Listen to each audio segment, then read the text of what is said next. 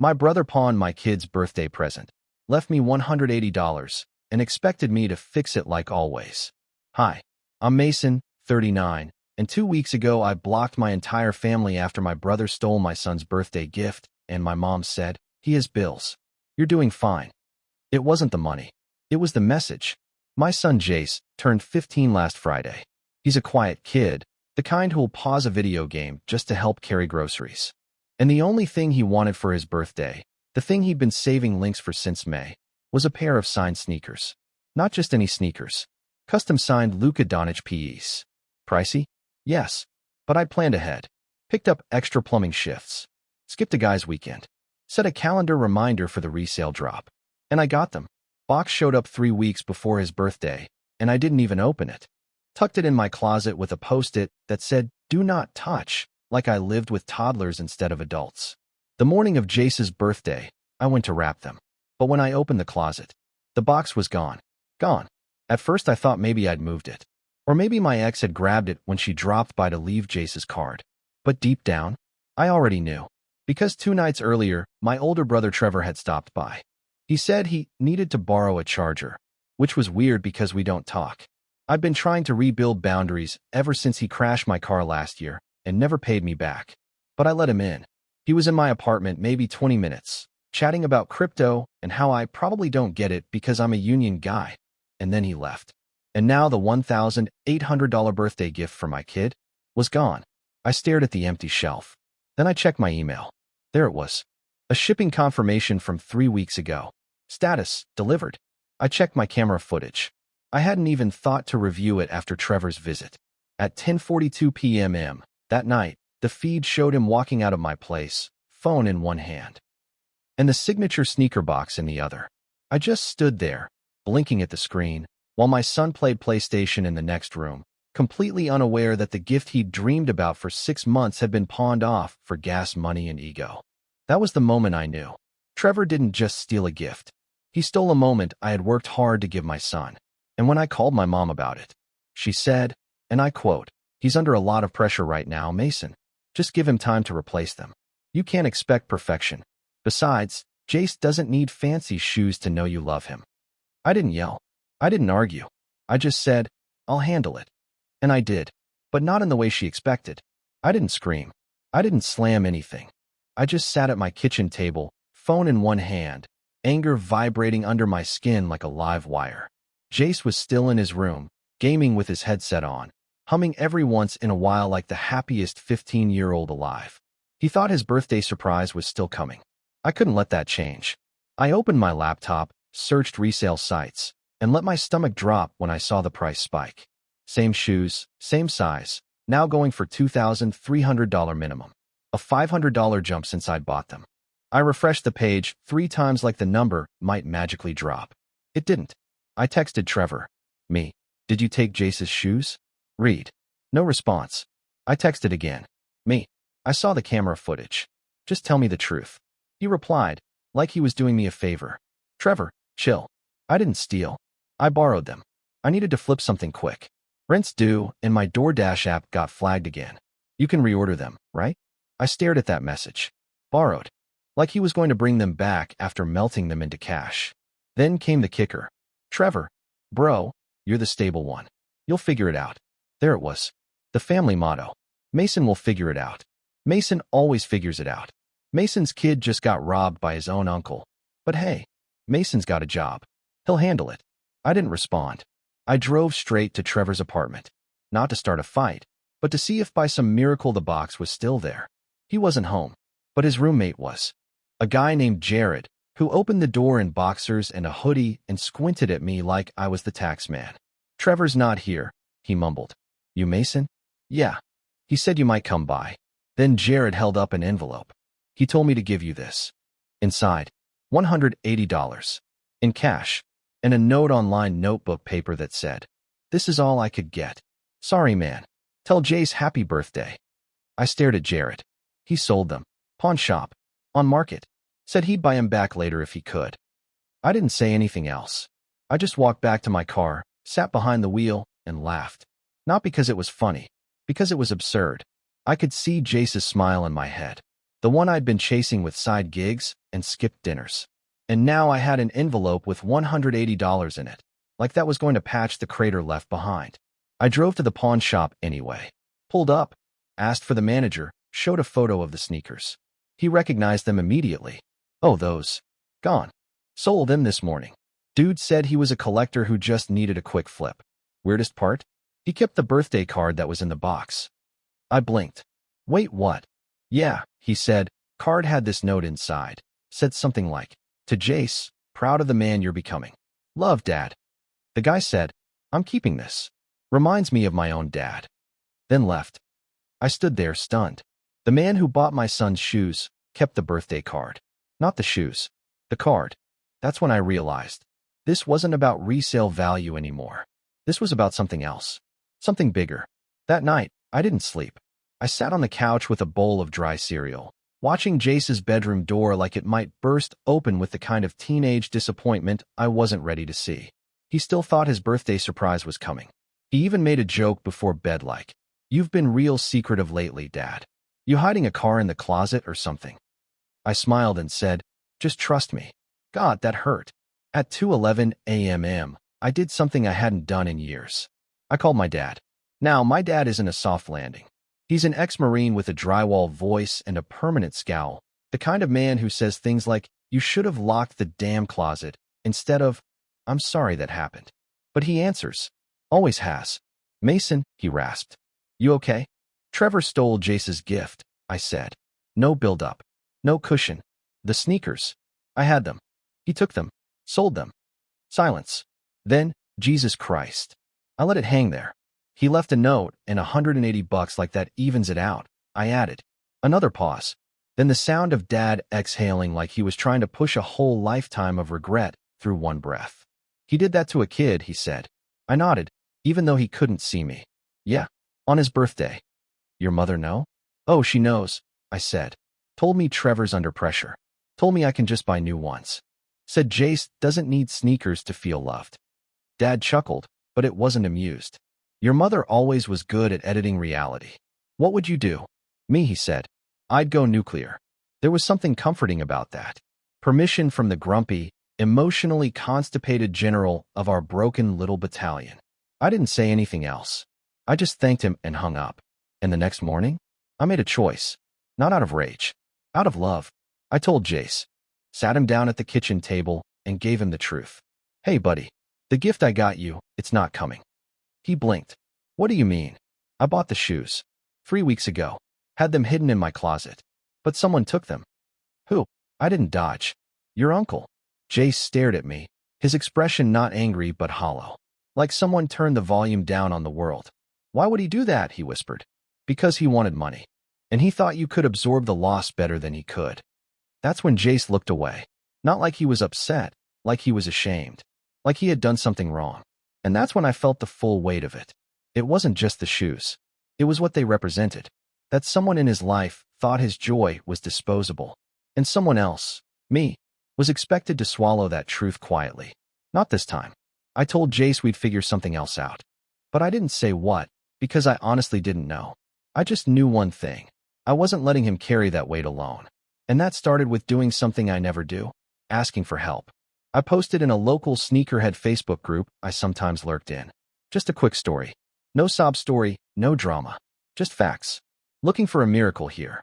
My kid's 15th birthday gift got stolen. Signed Luka Doncic P.S. Bought them early, someone took them, sold them. If anyone knows who bought a pair from the pawn shop on Market this week and is willing to talk, I'd be grateful. Didn't expect much. But by noon, my inbox was flooded. People were outraged. Sharing the post. Tagging others. Someone messaged me a screenshot from eBay, same sneakers, same signature, same birthday card shown in the pic. The guy had listed them for $3,000. He hadn't kept the card for sentimental reasons. He'd posted it to drive up the value. It got worse. The seller's username? CryptoKev87. Trevor. My own brother. Selling the shoes he claimed were already gone. He kept them. Lied to my face. And when I didn't freak out, he tried to profit off my silence. That's when the temperature in my chest dropped about 20 degrees. Not because I was shocked, because I wasn't, but because now I had proof. Receipts. Screenshots. Timeline. Everything. I called Trevor. No answer. I texted him one line. I saw your eBay listing. Take it down. Nothing. I waited 10 minutes, then messaged the listing directly through a burner account I made for buying birthday decorations last year. I typed, "These were stolen. From a kid. I have video footage. You have 24 hours to take them down, or I report it all." 5 minutes later, the listing vanished. But he still didn't call, didn't text, didn't apologize. He just tried to erase the evidence and hope I'd go back to being the fixer. He didn't realize that Mason was done. I called the pawn shop again, asked if they could ID Trevor as the seller officially. They could. He used his ID. I asked for a written record of the transaction. They emailed it within the hour. Then I did one more thing. I filed a police report. Not to be petty, not to make a point, to draw a line in permanent marker. Jace came into the living room while I was typing the last section of the report. "Is it weird that I don't even want the shoes anymore?" he asked quietly. "No," I said. "It's not weird. Is it bad that I kinda just want to never talk to Uncle Trevor again?" I looked at him for a long second. "No," I said again. "That's not bad either." 2 days later, my mom called. Not to apologize. Not to check on Jace. To yell, "Did you really file a police report on your own brother?" She barked, like I'd reported Trevor for a parking violation instead of petty theft. "Yes," I said calmly. "Because he stole from my son." "Oh my God, Mason. He was going to pay you back. You just made this so much worse." There it was. The moment I'd been bracing for. In my mom's world, Trevor never does anything wrong. Things just happen around Trevor, and it's everyone else's job to sweep up the debris. She kept going. "He's been through so much. You know he's not like you. You always had a job. A plan. Jace has you. Trevor doesn't have anybody." "He had me," I said, "until he sold my son's birthday." "Oh, come on," she snapped. "It was just a pair of shoes." I closed my eyes. Not because I was mad, because that sentence was so familiar it could have been framed in my hallway. Just a pair of shoes. Just a little money. Just one favor. Just one time. That was the rhythm of our family. Trevor breaks it. Mason fixes it. Mom smooths it over with minimization. And Dad stays on the sidelines, reading the paper and sipping guilt like lukewarm coffee. Not this time. I interrupted her mid-lecture. "Mom, I need you to hear me," I said. "What?" "I'm done." Pause. "Done with what?" "With pretending this is normal. With pretending I don't see what's happening. I'm not going to let my son grow up thinking that love means swallowing betrayal quietly." "Mason, I canceled the transfers," I added. "The ones I've been sending you every month. You said they were to help with groceries. I know they were for Trevor." "That's not. I also took you off the phone plan. Trevor's new iPhone. That's on him now." She was quiet. For once, quiet. "You're punishing the whole family," she finally whispered. "No," I said. "I'm protecting mine." Then I hung up. I didn't throw the phone. I didn't cry. I just stood there in my kitchen, staring at the stove clock, and realized something that made my chest ache with both grief and relief. This was the first time in my life I had drawn a boundary. And no one clapped. No one said thank you. No one praised me for being mature. Because that's the trade-off of standing up for yourself in a broken system. You don't get applause. You get silence. And then, you get peace. That weekend, I did something unexpected. I didn't spend it chasing justice. I didn't refresh eBay to see if the shoes popped up again. I didn't even check the status of the police report. I took Jace out of town. Just the two of us. No big plan. Just 2 nights at a cheap Airbnb near the lake. I didn't say it was to make up for the shoes. I didn't say it was to distract him. I just said, "Let's take a break. No noise, no people, just us." He didn't ask questions. He just packed. We got there late Friday evening. Made burgers on the little grill. Played cards. Talked about nothing and everything. At one point, while we were sitting by the water, Jace asked, "You think Uncle Trevor's gonna come after you for the report?" I shook my head. He's not brave enough for that. But he's gonna be mad. He already is. Jace kicked a rock into the lake. Why does Grandma always defend him? I'd been preparing for that one. She's been doing it since before I was your age, I said. Some people get so used to someone being broken that they forget it's not your job to keep rebuilding them. Did you ever try to fix him? Too many times, I said. Then I realized it wasn't fixing. It was enabling. He didn't say anything. Just stared at the water like it was whispering answers he hadn't found yet. I let the silence sit. The next morning, we drove into town for breakfast. Tiny diner. 10 tables. Smelled like pancakes and old vinyl. We sat by the window. Jace ordered a triple stack with extra syrup. I got coffee and the quiet satisfaction of seeing my kid eat like someone who wasn't carrying stress in his stomach. Then, as we were getting ready to leave, the waitress, a woman maybe in her 60s with a kind smile and eagle eyes, handed me the check with a note. A sticky note. Scrawled in blue pen. Saw your post about the sneakers. My nephew's a collector. Said he wants to help. Below that, a number. I blinked. You posted in the group, right? She said. He sent it to me last night. Small world. I stared at her. Wait, he has them. No idea. Just said he wanted to help. Said to tell you his name's Ryder. I called the number in the parking lot. Straight to voicemail. But the message was clear. Hey, this is Ryder. If you're calling about the sneakers, shoot me a text instead. So I did. Told him who I was. Sent the photo of the original shoes, the sign card, the timeline. His reply came a few minutes later. Got M. I stared at the screen. Your brother sold them to me. Been following the story. They're in the same box. Still got the card too. Not for sale. My heart sank. Then another message. But they're not staying here either. Then another. What size is your son's foot again? Ryder didn't just send the shoes back. He drove them. 3 hours. No charge. No fanfare. No drama. He showed up at my door Sunday evening with a nondescript box, a crooked grin, and the kind of calm energy you don't expect from someone whose whole vibe screams, I trade in things you can't afford. Hey, he said casually when I opened the door. You Mason? Yeah. He nodded once. Thought so. Kid looks just like you. I blinked. You saw him. Just now. He's outside working on a jump shot. Good form, by the way. I stepped aside. You want to come in? Nah, he said. Not really my scene. Just wanted to return something that never should have left. He handed me the box. Same box I'd hidden in my closet. Still sealed. Inside, the signed Luca piece. Still pristine. Still labeled with the birthday card tucked gently under the tissue paper like it had been protected, not pawned. I opened my mouth, but he cut me off. Look, man, I'm not a hero. I bought them fair.